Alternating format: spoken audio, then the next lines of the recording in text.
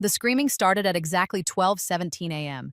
I stood outside the bathroom door in my cotton nightgown, listening to my son vomit his insides out. The sounds were wet, desperate. His voice cracked between heaves, calling for me like he used to when he was small and scared of thunderstorms. Mom, help me, something's wrong. I took a sip of my chamomile tea, still hot. The ceramic mug warmed my palms. Please, I'm dying! Hi, viewers, kindly tell us where you're watching from and what time it is. Another round of retching echoed through the door, the toilet flushed. I heard him collapse against the tile floor, that hollow thud of dead weight hitting ceramic. Dead weight. Funny how that phrase kept coming back to me tonight. I pushed the door open with my foot. Dalton lay curled on his side, skin the color of spoiled milk. Sweat soaked through his expensive pajamas, the ones Cressida bought him with money they claimed they didn't have. His whole body shook. Spit hung from his bottom lip in a thin strand. What's happening to me? His eyes rolled toward me, bloodshot and wild. Call 911, please. I set my tea on the bathroom counter, looked down at this 6'2" man reduced to a whimpering child on my floor, the same floor I'd scrubbed on my hands and knees for 40 years. You'll live, I said. How do you? He convulsed again, grabbed the toilet bowl, nothing left to bring up but bile and regret. I crouched down, my old knees popping like firecrackers. Looked him straight in those hazel eyes he got from me. Because I know exactly what you ate, Dalton. Every ingredient. His face went from white to green. You're going to be sick for about 12 more hours, maybe longer. I stood up, smoothed my nightgown.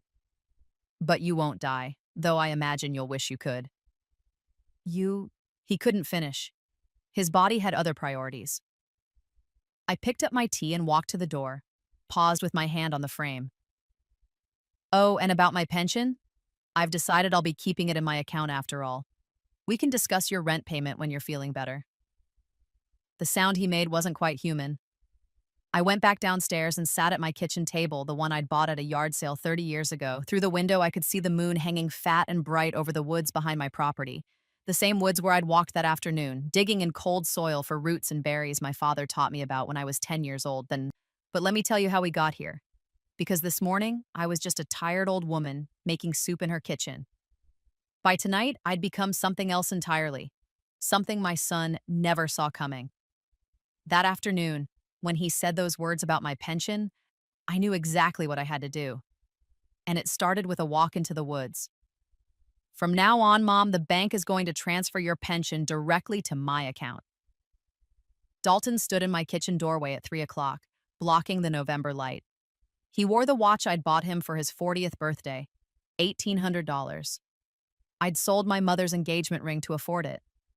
The diamond had been small but real, Depression-era quality that held its value. He'd cried when he opened that box, hugged me so tight I couldn't breathe, said I shouldn't have spent so much, and now that watch caught the afternoon sun as he crossed his arms, waiting for my answer. I kept stirring the chicken broth on the stove. The spoon scraped the bottom of the pot, metal on metal. And if I say no? Mom, be realistic. He grabbed an apple from the bowl on the counter, tossed it from hand to hand like he had all the time in the world.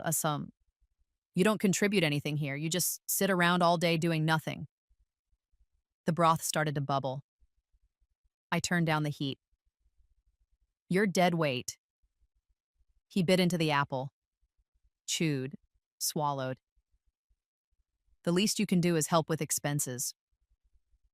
Dead weight. My throat went tight. Not with tears. I was past tears. Something harder settled in my chest, cold and smooth as river stones. I've already talked to the bank, he continued. Just need your signature. Simple.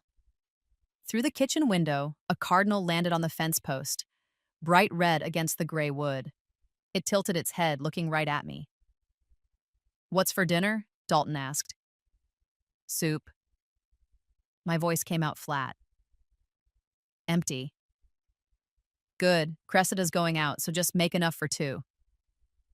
He tossed the apple core toward the trash. Missed. Left it on the floor, walked out scrolling through his phone. I stood there listening to his footsteps on the stairs, the bedroom door closing. the house settling into silence around me. The faucet dripped. I'd been meaning to fix that washer for weeks. Drip, drip, drip. My hands started shaking. Not from age, I was 68, but my hands worked fine when I needed them to. This shaking came from somewhere deeper, from the place where you store every sacrifice, every midnight shift, every birthday you worked so your child could have cake. Dead weight. I turned off the stove completely, untied my apron, folded it carefully, and set it on the counter. Then I walked to my small bedroom off the kitchen, the room where I used to store preserves before I gave Dalton and Cressida my master bedroom upstairs. I opened the closet and reached past my winter coats to the shoebox in the back. Inside was a photograph. Me at 26, holding newborn Dalton in the hospital. No husband in the picture. He'd left 2 weeks before the delivery. Just me and my baby boy with his tiny fists in my eyes. I closed the box, put it back. I didn't say a word, just turned back to my stove. Because Dalton forgot something important. I wasn't always old. The heating vent in my bedroom carried sound like a telephone line straight to their room upstairs. I'd discovered this by accident 6 months ago, the week they moved in. I was lying in bed reading when I heard Cressida's voice, clear as if she were standing next to me. "How long do we have to stay in this dump?" "Just until we save enough for the down payment," Dalton answered. "She won't charge us rent, it's free." I'd set down my book, stared at the vent in the ceiling. "Your mom gives me the creeps," Cressida said, "always watching with those beady little eyes." Dalton laughed. "She's harmless, practically invisible." That was February. Now it was November, and I'd heard every conversation they thought was private. Every plan, every complaint, every cruel joke at my expense. Yesterday afternoon, I'd been lying on my bed folding laundry when their voices drifted down. "She's practically a vegetable," Dalton said. "Just sits there all day doing nothing." "We could use that pension money for Hawaii," Cressida responded. Her voice always reminded me of broken glass. Pretty, but dangerous. "How much does she get?" $2,200 a month. A low whistle. "That's our trip right there. Plus the new furniture."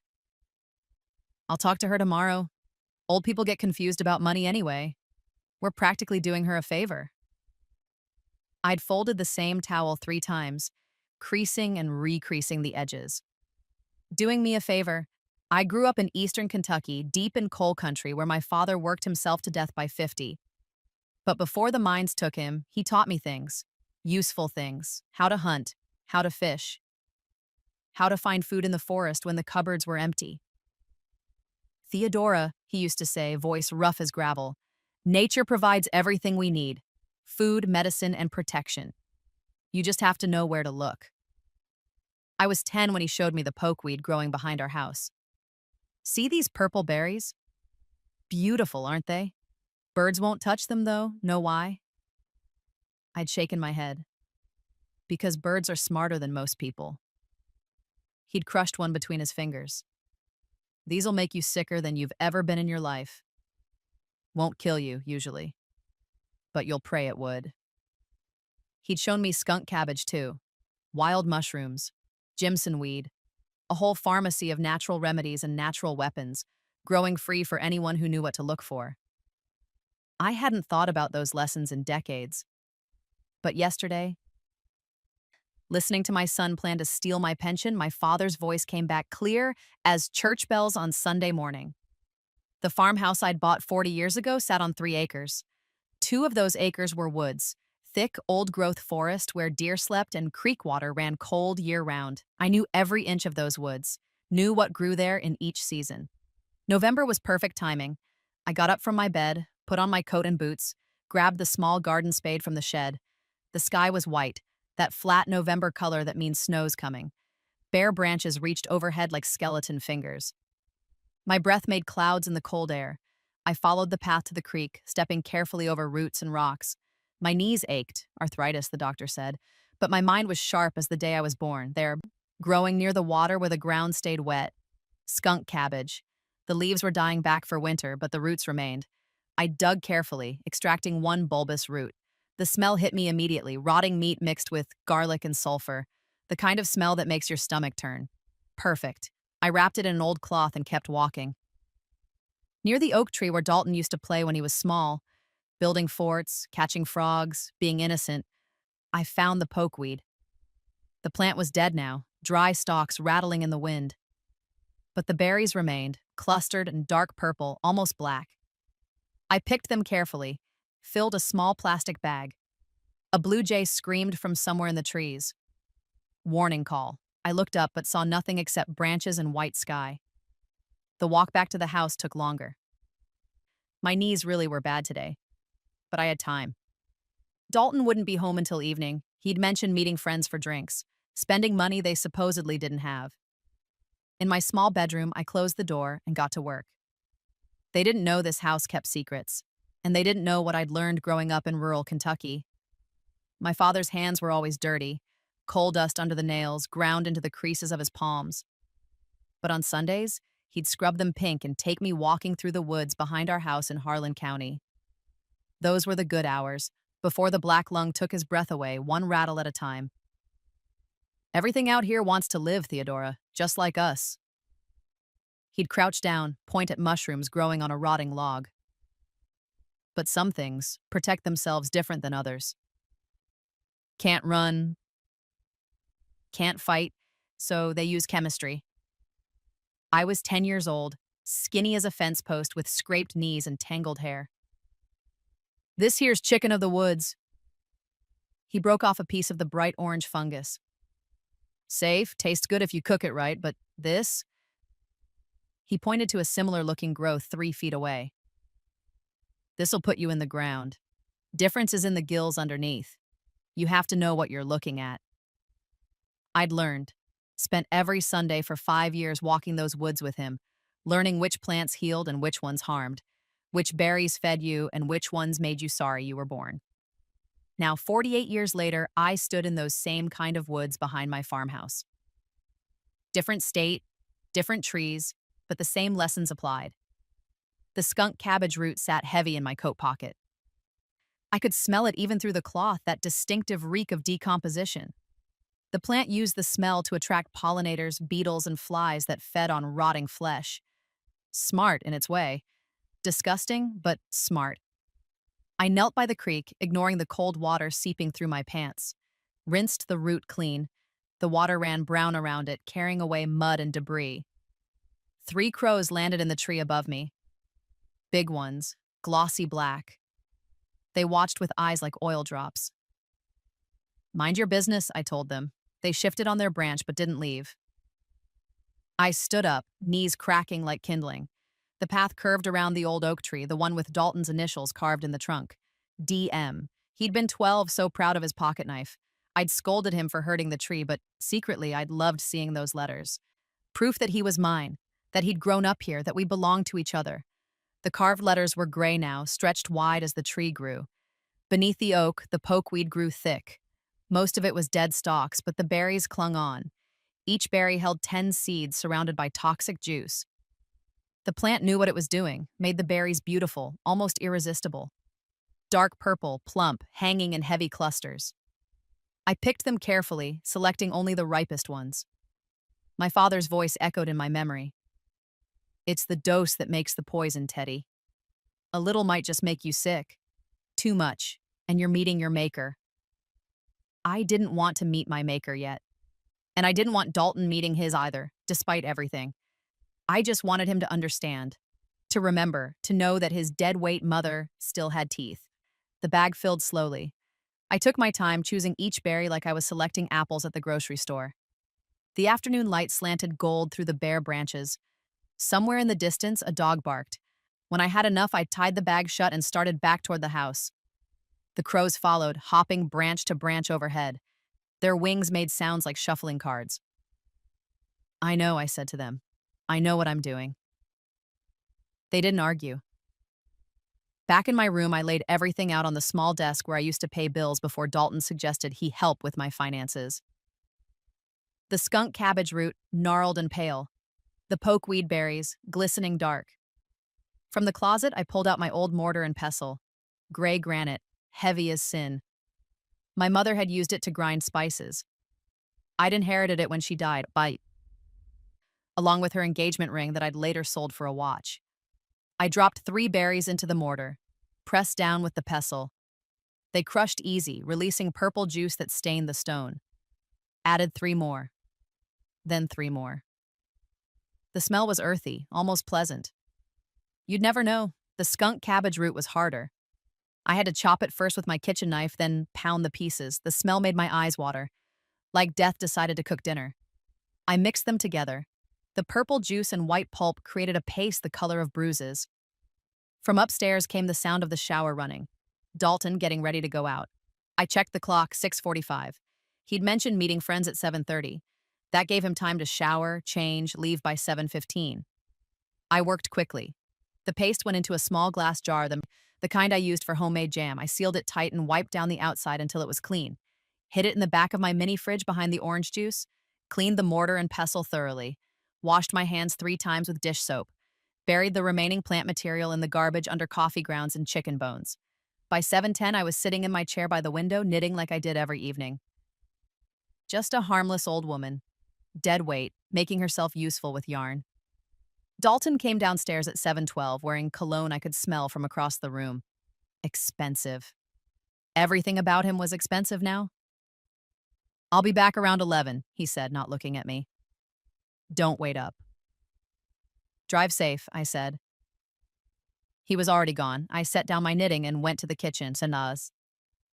Opened the refrigerator and pulled out the whole chicken I'd been thawing since yesterday. 3.5 pounds of organic free-range chicken. I'd paid extra for quality. Quality mattered. I wrapped them in cloth and headed home. I had everything I needed. Now I just had to wait for him to leave. The chicken roasted at 375 degrees for exactly 90 minutes. I basted it every 20 minutes with butter and herbs from the garden I still tended, even though I was supposedly dead weight. Rosemary, thyme, a little sage. The smell filled the kitchen, rich and savory, the kind of smell that makes your stomach growl even if you just ate. At 8:40, I heard Dalton's car crunch out of the gravel driveway. Watched his taillights disappear down the road toward town, toward his friends, toward wherever he went when he didn't want to look at his invisible mother. I turned off the oven and let the chicken rest. From my mini fridge, I retrieved the glass jar, unscrewed the lid. The smell hit me immediately, fighting with the rosemary and butter. Wrong, chemical, like something crawled inside something dead and then died itself. I worked quickly. The chicken was still hot when I carefully lifted it from the roasting pan, set it on the cutting board, used kitchen shears to cut along the backbone, opening up the cavity where I'd stuffed lemon and onion. I pulled everything out. The lemon halves, soft and collapsed from heat. The onion, translucent and sweet-smelling, threw them in the trash. Then I took a spoon and spread the paste inside the chicken. Not too much, I wasn't trying to kill him. Just enough to teach a lesson. The paste was warm from sitting on the counter, almost liquid. It coated the inside of the chicken like a glaze. I stuffed fresh lemon and onion back in. The citrus smell helped mask the other smell, the warning smell that should make any living creature back away. But Dalton wouldn't smell it. Dalton would smell rosemary and butter and golden brown skin. Dalton would see a beautiful roasted chicken that his dead-weight mother had made, and he'd eat it without a second thought. I arranged the chicken back in the pan, positioned it carefully, made it look pretty. At 9:15, I put it in the refrigerator on the second shelf, right at eye level. Impossible to miss. Next to it, I placed a note on a sticky pad. "For your midnight snack, love, Mom." Then I cleaned everything. Washed the jar 3 times with hot soapy water, scrubbed the cutting board with bleach, wiped down every surface the paste had touched, threw away the sponge and the paper towels. By 10 o'clock, my kitchen looked exactly like it always did. Clean, modest, belonging to a harmless old woman who spent her days doing nothing. I made myself a cup of chamomile tea and sat at the kitchen table. The house was quiet except for the refrigerator humming and the faucet dripping and my own heartbeat steady in my ears. Outside, the moon rose fat and bright. The same moon that had watched me birth Dalton 38 years ago. The same moon that had watched me work 3 jobs to keep him fed and clothed and safe. Safe. I'd kept him safe his whole life. From poverty, from hunger, from the cruelty of a world that didn't care about poor single mothers and their babies. I'd worked myself sick keeping him safe. Now I was going to make him sick to keep myself safe. The irony tasted bitter, even mixed with chamomile honey. At 10:30, I washed my cup and went to my room. Set my alarm for 11:30 p.m., changed into my nightgown, lay down on top of the covers. I didn't pray. Hadn't prayed in years, not since I'd asked God to send Dalton's father back and got silence instead. But I did think about my own father, buried in Kentucky soil under a headstone I couldn't afford to visit anymore. Nature provides everything we need, I whispered to the dark ceiling. Food, medicine, and protection. The alarm clock ticked next to my bed, red numbers glowing. 10:47, 10:48, 10:49. I closed my eyes but didn't sleep. Just lay there listening to the house breathe around me, the old wood creaking, the wind picking up outside, the sound of my own pulse. At 11:17, I heard his car in the driveway. I opened my eyes. The car door slammed, his footsteps on the front porch, the door opening, him walking through the living room, down the hall, straight toward the kitchen. I got up slowly, put on my robe, tied it carefully at the waist. From the kitchen came the sound of the refrigerator opening, the light spilling out. I could picture it exactly. Dalton's face illuminated, his eyes finding the chicken, his mouth already watering. "Oh, hell yes," I heard him say. The sound of the roasting pan being pulled out, a knife from the drawer, the cut of metal through cooked meat. I positioned myself in the hallway where I could see into the kitchen without being seen. The shadows were thick here. I'd stood in this exact spot hundreds of times over the years, watching Dalton eat, watching him live, watching him grow from boy to man. He carved off a thick slice of breast meat, didn't bother with a plate, just picked it up with his fingers and bit into it, standing at the counter with the refrigerator still open. "Damn, Mom," he said to the empty kitchen. "You can still cook at least." He took another bite, chewed, went back for more, carving off a piece of thigh this time. The dark meat. He liked dark meat best, always had, even as a little boy. I watched him eat 3 more pieces, watched him lick his fingers, watched him finally close the refrigerator and grab a beer from the door, and he walked right past me in the hallway, right past where I stood in my white nightgown in the shadows. Never saw me, never looked.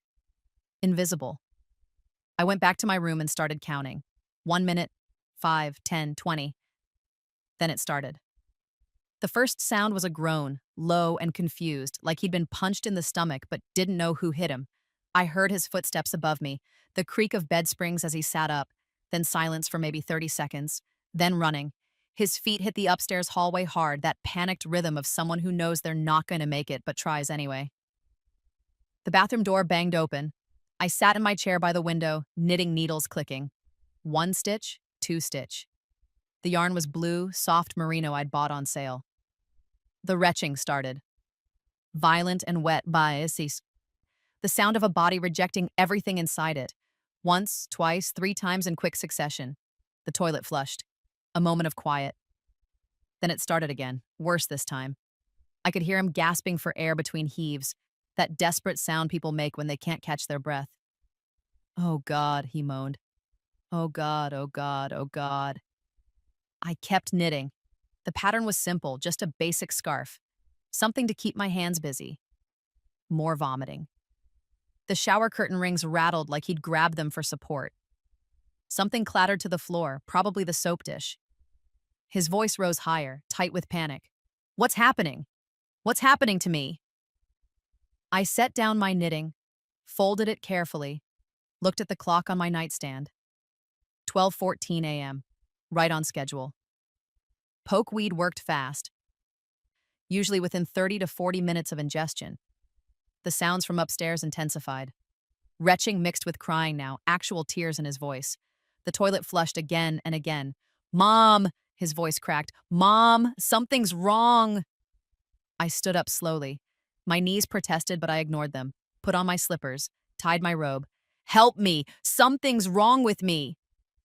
I walked to my bedroom door, opened it, stood in the hallway listening to my son scream for me like he used to scream for me when he had nightmares as a boy, when he was afraid, when he needed his mother. Dead weight, he'd called me. I let him scream a little longer. The sounds were awful now. Violent convulsions, his whole body trying to turn itself inside out. Gagging, choking. The desperate wheeze of someone who can't get enough air. "Please, Mom, or son, please." I walked slowly to the stairs, climbed them one at a time, holding the railing. My shadow stretched long in front of me from the nightlight in the hallway. The bathroom door was open. The light was so bright it hurt my eyes. Dalton lay on the tile floor curled in a ball, one arm wrapped around the toilet bowl like it was the only solid thing in a spinning world. His expensive pajamas were soaked through with sweat. His face was the color of old newspaper, gray-white with a greenish tinge around his mouth. Spit and bile dripped from his chin. He looked up at me with eyes that didn't quite focus. "I'm dying. Call 911, please. I'm dying." I stood in the doorway. Didn't rush to him. Didn't kneel down. Just stood there looking at this grown man reduced to a shaking, vomiting mess on my bathroom floor. "What happened?" I asked, and my voice was calm, quiet. "I don't know." Another convulsion hit him. He grabbed the toilet and heaved, but nothing came up except yellow bile. I ate the chicken and then," he couldn't finish. "The chicken," I repeated. He nodded, gasping. Tears and snot ran down his face. "Please help me. Please." I let the moment stretch out. Watched him suffer. Watched this man who'd planned to steal my pension, who'd called me dead weight, who'd forgotten every sacrifice I'd made for him. "You'll live," I said finally. How do you?" Another wave of nausea cut him off. His whole body convulsed. "Because I know exactly what you ate." His eyes widened. Even through the pain and panic, understanding started to dawn. "You're going to be very sick for the next 12 hours, I continued. My voice stayed level, factual. Like I was reading him a recipe. "Possibly longer, but you won't die. Though you'll probably wish you could." He stared at me. "You poisoned me." "I seasoned the chicken," I said. "You chose to eat it." He tried to stand up, but his legs wouldn't hold him. He slid back down, his shoulder hitting the toilet. "That's... You can't what?" I stepped into the bathroom. "Can't protect myself? Can't defend what's mine?" Another convulsion racked through him. He vomited again, the sound echoing in the toilet bowl. I crouched down, my old knees popping. Got close enough to smell the sick on him, the fear sweat, the cologne he'd put on hours ago to go drink with friends while I sat home alone in the house I'd worked 40 years to own. "About my pension," I said softly. "I've decided I do need it after all," he groaned, clutching his stomach. "For my expenses. My house expenses, specifically. The house you're living in. For free." "Mom," his voice was weak, broken. "You're going to start contributing to household expenses. $800 a month plus half the utilities. Or you can find somewhere else to live." He opened his mouth, but another wave hit him. He turned back to the toilet. I stood up, looked down at him. "Oh, and Dalton? There's still plenty of that chicken left in the refrigerator. I'd avoid it if I were you." I walked to the door. In fact, I'd avoid eating anything in this house unless you've watched me prepare it from start to finish. His face had gone from gray to green. "Good night, son." I turned off the bathroom light. "I hope you feel better soon." I went back downstairs and made myself a cup of chamomile tea. Sat at the kitchen table listening to him scream, and then I told him about my pension, while he was on that bathroom floor, begging. The screaming went on for hours. I sat at my kitchen table through all of it, sipping tea, watching the moon move across my window. The clock on the wall ticked steady. 1:15 a.m., 1:47 a.m., 2:23 a.m. Above me, Dalton's suffering continued in waves. He'd go quiet for maybe 10 minutes and I'd think it was over. Then it would start again. The running footsteps, the retching, the crying. At 2:45 a.m., I heard him trying to call someone. His voice was hoarse, desperate. "Cressida, I need you to..." A pause. "I don't care what time it is, something's wrong with me." Another pause, longer this time. "She's not answering," he moaned to himself.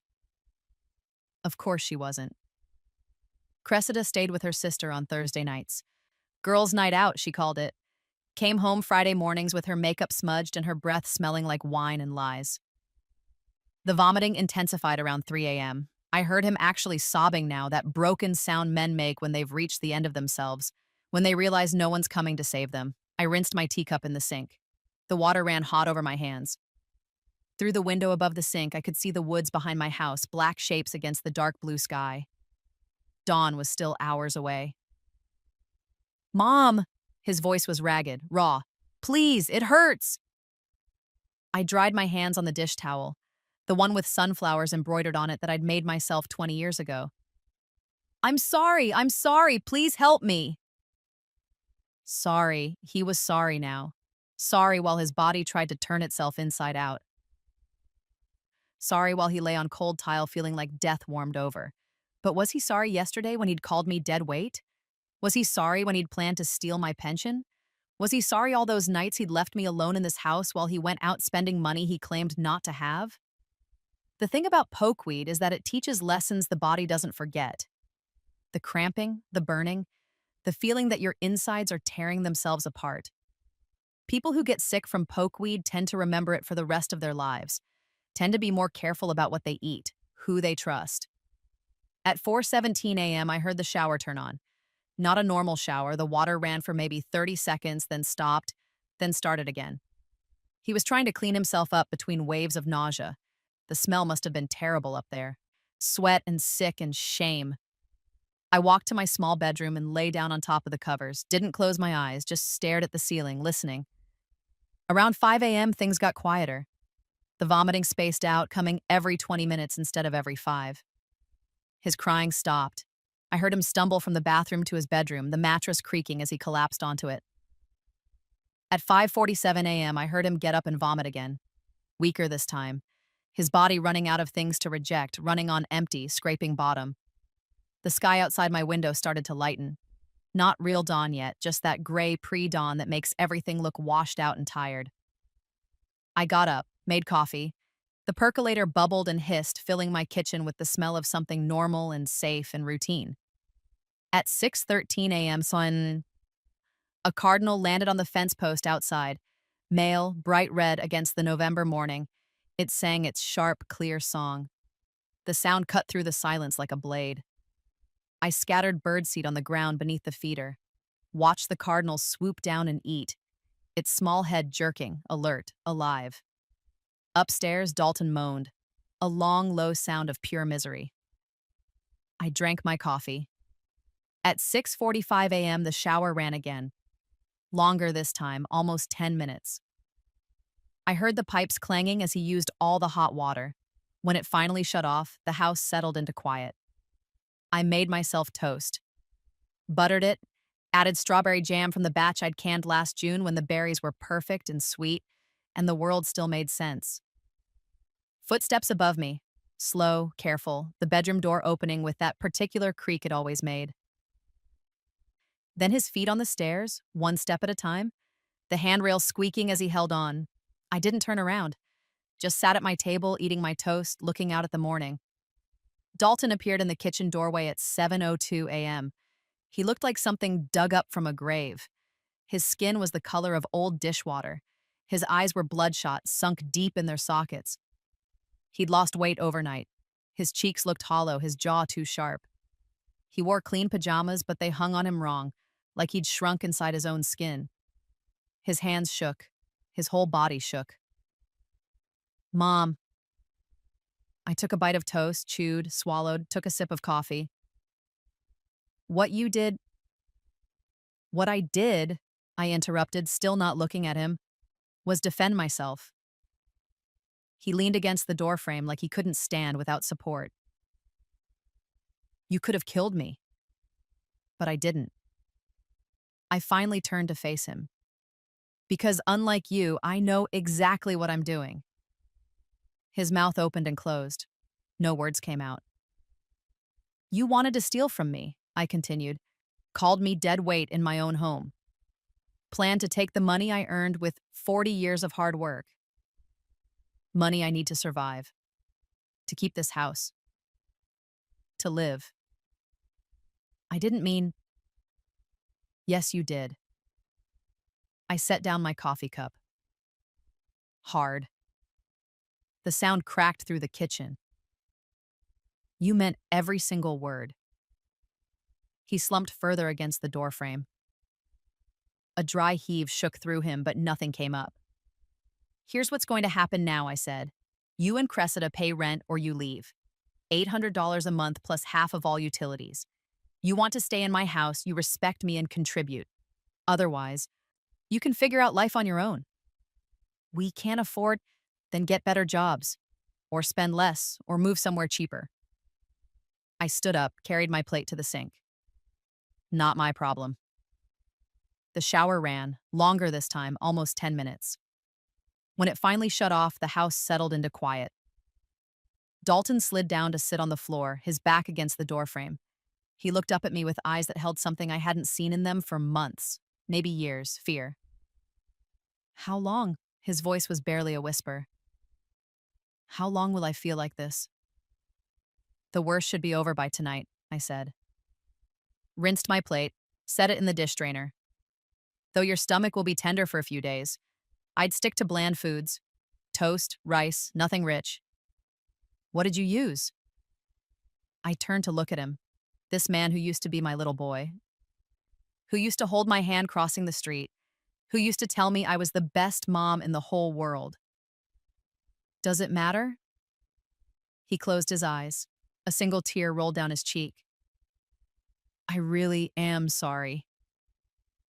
Are you? I dried my hands on the towel. Or are you just sorry you got sick? Both. He opened his eyes. I was awful to you. The things I said, the things you meant. He flinched like I'd slapped him. I walked over and stood in front of him, looked down at this 6'2" man making himself small on my kitchen floor. You forgot something important, Dalton. You forgot that I survived things you can't even imagine. A husband who abandoned me. Poverty so deep I sometimes had to choose between feeding you and feeding myself. Working 3 jobs on 4 hours of sleep. Raising you alone in a world that didn't give a damn about single mothers. My voice stayed level, but something burned behind my ribs. I survived all of that. You think I can't survive you trying to steal from me? I know, he whispered. I know now. Do you? I crouched down, ignoring my protesting knees. Got eye level with him. Because here's what you need to understand. I'm not weak. I'm not useless. I'm not dead weight. I'm a woman who knows how to fight, how to protect herself, how to use everything nature provides. He swallowed hard, his Adam's apple bobbed. And if you ever, and I mean ever, speak to me like that again, you'll discover that last night was mild compared to what else I know how to do. The refrigerator hummed in the silence. Outside, the cardinal called again, that sharp whistle. Do we understand each other? He nodded, couldn't seem to speak. Good, I stood up. Now get off my floor, you look terrible. He tried to stand, but his legs wouldn't hold him. He stayed there, slumped against the doorframe. The rent is due on the 1st of the month, I said. That gives you 6 days to figure it out. Cressida.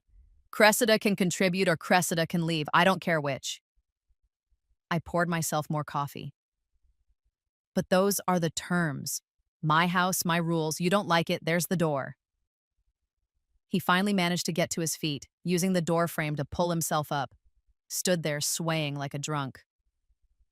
There's ginger ale in the fridge, I said, my voice softer.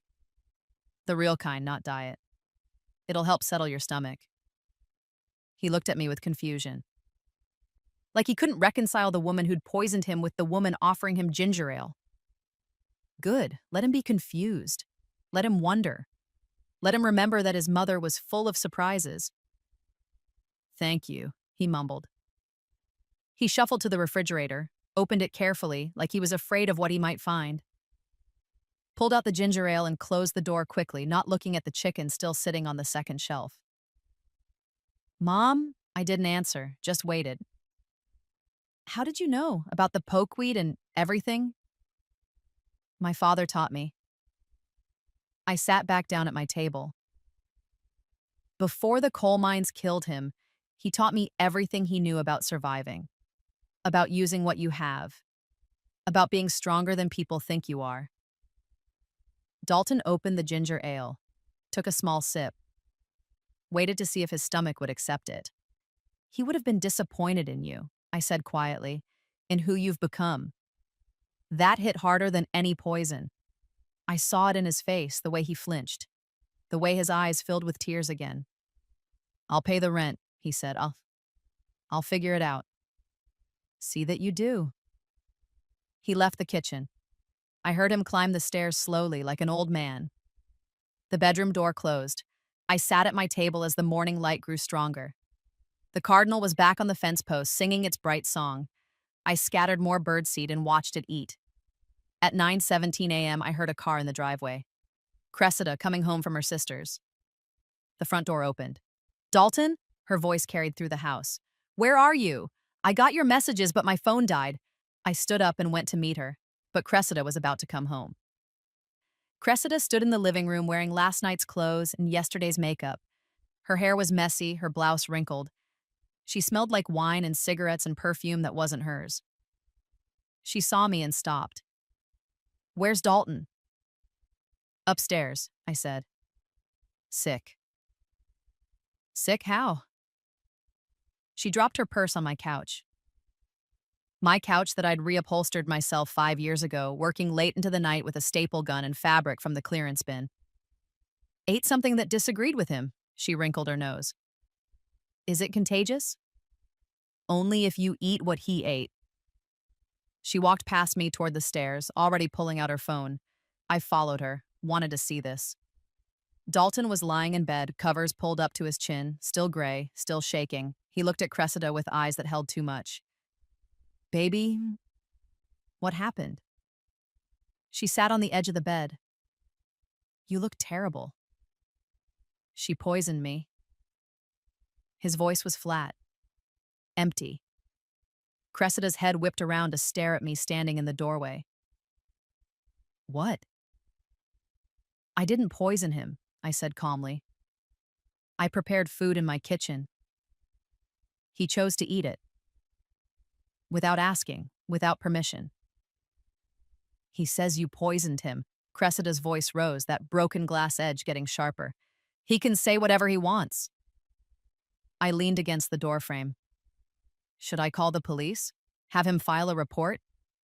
They'd investigate thoroughly, check the food, question everyone. Look into why you're living in my house rent-free. Examine your finances, his finances, everything. Cressida's mouth opened, closed. I'm sure that would be fine, I continued. You've got nothing to hide, right? All those shopping trips while claiming you can't afford rent. That new car, the Hawaii trip you were planning to take with my pension money. Her face went red. How did you... Sound travels in old houses, I said. Through the heating vents. Did you know that? I can hear every word you say in this room. Every plan, every lie, every cruel joke at my expense. Dalton closed his eyes. You can't... Cressida stood up, hands on her hips. We have rights. You can't just kick us out. I'm not kicking you out. I'm charging you rent. $800 a month plus half the utilities. Very reasonable for a 2-bedroom house with a yard and a quiet neighborhood. We can't afford that. Then I guess you'll need to move. I pushed off the doorframe. You have until the end of the month. Dalton, Cressida turned to him. Say something. He opened his eyes, looked at her, then looked at me. We'll pay it. What? Her voice went shrill. Baby, no, we can't. We'll pay it, he repeated. Stronger this time. Or we'll leave, those are the options. Cressida stared at him like he'd grown a second head. I don't understand. What happened? What did she do to you? She reminded me, Dalton said quietly, that this is her house, her life, her money. And we've been treating her like she doesn't matter. She's old, Cressida said.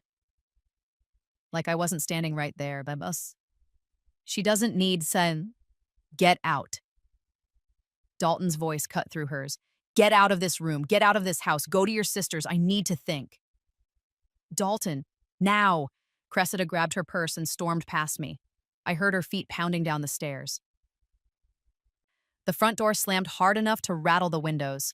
Her car engine roared to life. Tires squealed on the driveway, then silence. Dalton and I looked at each other across the bedroom. "She won't come back," he said. "Probably not." "Good." He closed his eyes again. "She was using me anyway. Using both of us." I didn't say anything. Let him come to his own realizations. "I've been a terrible son." "Yes," I said simply, you have."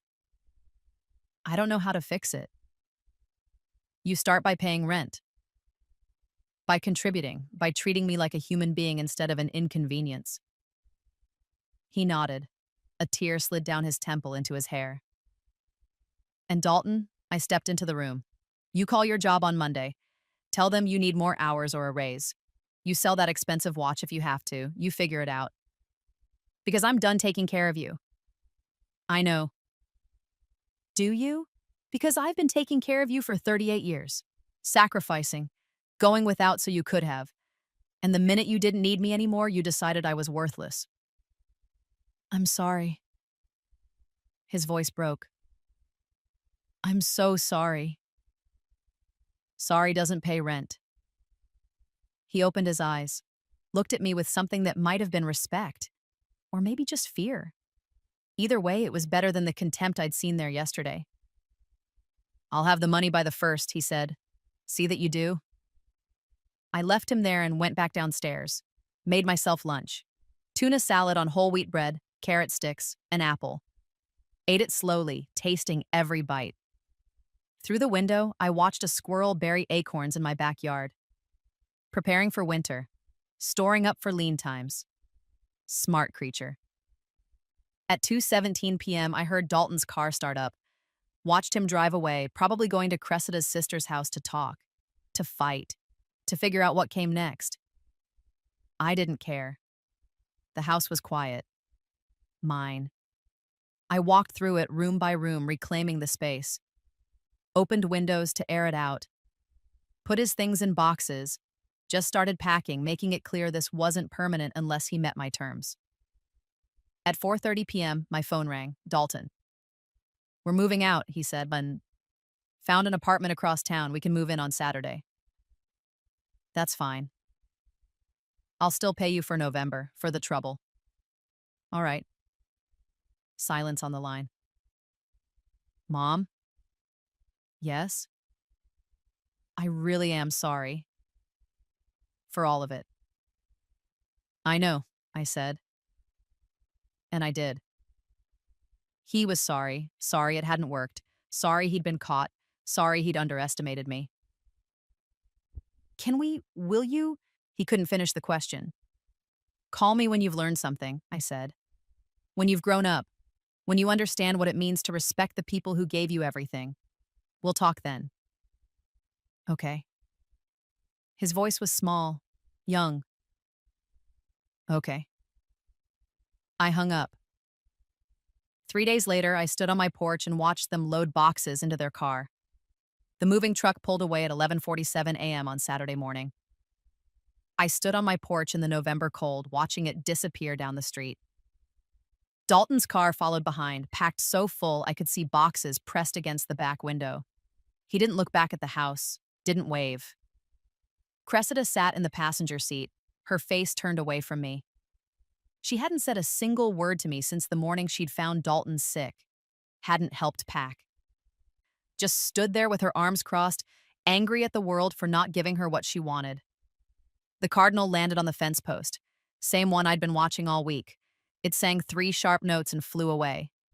I went back inside. The house felt different, bigger. The floorboards creaked differently without their weight upstairs. I climbed to the 2nd floor and stood in the doorway of what used to be my master bedroom. They'd left it clean, at least. Bed stripped, surfaces wiped down. The carpet still showed vacuum lines. In the closet, I found one thing, Dalton's 40 birthday watch, sitting on the shelf with a note. "For the rent. I'm sorry." I picked up the watch, heavy, expensive. The second hand ticked steadily around the face. I'd sold my mother's engagement ring to buy this. Her diamond, small but real, traded for this piece of metal and glass. I put the watch in my pocket and went back downstairs. In my kitchen, I made coffee. The good kind, the expensive beans I usually saved for special occasions. Ground them fresh, brewed a full pot. The smell filled my house. My house. Mine. I called my friend Margot. You free for cards this afternoon? Always, she said. Your place or mine? Mine. I've got the whole house to myself now. They left? This morning. Good riddance, Margot said. I'll bring cookies. At 2 p.m., Margot arrived with her sister Ruth. We sat at my kitchen table playing gin rummy and eating snickerdoodles. They didn't ask too many questions about Dalton leaving. Didn't need to. They'd both raised sons. They understood. You look lighter, Ruth said, studying her cards. Less tired. I feel lighter. Good. Margot laid down a run. You deserved better than what they were doing to you. We played until sunset, laughed, gossiped, ate too many cookies. When they left, Margot hugged me tight. You call if you need anything. I will. But I wouldn't need anything. I had everything I needed right here. That night, I fixed the leaky faucet. Took me 20 minutes and a 75-cent washer from the hardware store. The dripping stopped. The kitchen went quiet. I made myself dinner, just for me. Roasted vegetables and rice. Nothing fancy. Ate it at my table, looking out at the darkening sky. The watch sat on the counter. I'd take it to the jewelry store on Monday. Maybe get half of what I'd paid for it, maybe less. Didn't matter. It was never about the watch. I washed my dishes, dried them. Put them away in the cabinets that were mine, in the kitchen that was mine, in the house that I'd worked 40 years to own. At 8 p.m., I sat in my chair by the window with a book I'd been trying to read for months but never had the quiet for. The words finally made sense. I could focus, could breathe. Outside, the first snow of the season started to fall. Tiny flakes drifting down in the streetlight. The Cardinals' fence post stood empty, waiting for morning. I thought about my father, about the things he'd taught me in those Kentucky woods: food, medicine, and protection. Everything we need if we know where to look. I thought about being 68 years old, about being called dead weight, about being invisible, about proving them all wrong. My pension would arrive next week, deposited directly into my account. My account. $2,200 that I'd earned with overtime shifts and weekend work and sacrifices nobody would ever know about. I'd use some of it to fix the back steps that were getting wobbly, some to buy more birdseed for the Cardinal, some to take Margot and Ruth out for a nice dinner. The rest I'd save. Because I'd learned a long time ago that you never know when you'll need to protect yourself. I turned the page of my book. Outside, the snow fell faster. The world went white and quiet. Still here, I thought. Still standing, still very much alive. Not dead weight at all. If you've ever been treated like you're invisible, called worthless, or had to fight for what's yours, you still have power. Theodora proved that being underestimated can be your greatest weapon. To anyone fighting their own battle right now, your comeback is already being written. Stay quiet, stay sharp, and let your actions speak. What lesson hit you hardest from this story? And if you were in Theodora's shoes, what would you have done? Don't stop here. Click the next video on your screen right now and watch another story from our channel. Hit subscribe, turn on notifications, and share your thoughts in the comments below.